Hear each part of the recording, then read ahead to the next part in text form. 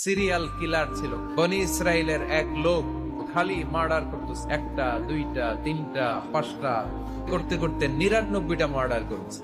৯৯ murder করার পরে তার মনে ভয় আসলো।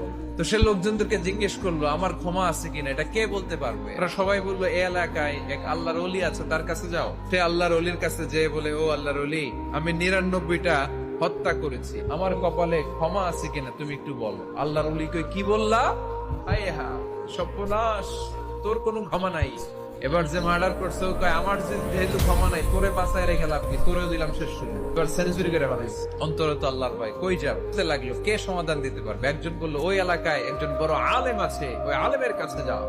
সে আলেমের কাছে যেয়ে বলে, আলেম, এখন আমার বড্ড ভয় হয়, আল্লাহ আমারে মাফ করবে কিনা। আলেম বলে, তুমি কি পাপ করেছো, কি অন্যায় করেছো তুমি? আমি ৯৯টা হত্যা করেছি। আলেম বলে, তোমার গুনাহ যত বড়ই হোক, আমার আল্লাহর দয়া তার চাইতেও বড়। তোমার পাপ অন্যায় যদি হয় খালের পানির সমান, আমার আল্লাহর দয়া সাগরের পানির সমান। বান্দা যখন অনুতপ্ত হয়ে চোখের পানি ছেড়ে কাঁদে, তার চোখের পানি চোখবে, নাকে ডগাবে, মাটিতে পড়ার আগেই ওই অনুতপ্ত বান্দার সব গুনাহ আল্লাহ মাফ করে দেয়। চোখের পানির বড় দাম। 2 ফোঁটা পানি আল্লাহ পছন্দ করে। এক, জেহাদের ময়দানে শহীদের গা বেয়ে ঝরে পড়া রক্তের ফোঁটা। 2 হচ্ছে অনুতপ্ত বান্দার চোখের পানির ফোঁটা। সে জিজ্ঞেস করলো, আমার ক্ষমা আছে কিনা? আলেম বলে, আছে। সে এতটাই অনুতপ্ত হলো, সে আল্লাহর কাছে ক্ষমা চাইতে শুরু করলো। আলেম পরামর্শ দিল, তুমি যে এলাকায় থাকো এলাকাটা ভালো না, এলাকাটা ছাড়ো, তুমি একটা ভালো এলাকায় যাও, ওখানে যে তওবা করে ভালো মানুষ হয়ে যাও। সে নিয়ত করে কাপড় চোপড় গুছিয়ে ভালো এলাকায় যাবে। ঘর থেকে বেরোয়ার সাথে সাথে রুহু কবজ করে ফেলছে। এখন রুহু কে নিয়ে যাবে? রহমতের ফেরেশতারাও আসছে, আযাবের ফেরেশতারাও।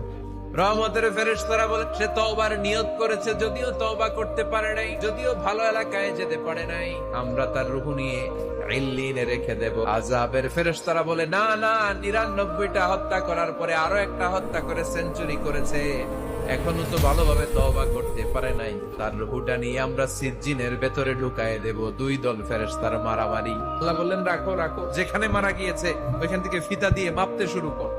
ভালো এলাকাটা যদি কাছে হয়, জান্নাতের ফেরেশতারা নেবে। খারাপ এলাকা যদি কাছে হয়, জাহান্নামের ফেরেশতারা নেবে।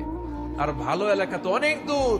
আল্লাহ জমিনটারে আদেশ দিলেন, জমিন, এই অনুতপ্ত বান্দার জন্য তুই ভালো এলাকাটা কাছে চলে আ, খারাপ এলাকা হাজার হাজার মাইল দূরে চলে যা।